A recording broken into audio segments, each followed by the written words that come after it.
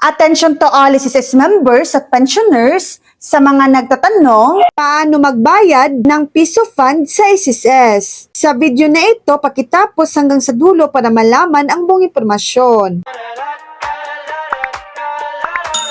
Pwede kayong magbayad gamit ang GCash, PMaya o credit card. Mga partner banks, AUB, PNB, Union Bank at iba pa. Bayad centers, SM Business Center at EasyPay. Pwede rin magdirekta sa SSS branch. Paalala, ang piso fund ay karagdagang savings lang. Hindi pinapalitan ang regular na hulog mo sa SSS. Minimum na 1,000 pesos ang pwedeng hulugan bawat beses at hanggang 100,000 pesos kada taon. Maaari mong makuha ang pera pagkatapos ng 5 taon o mas maaga kung may emergency or sakit o pagre-retiro.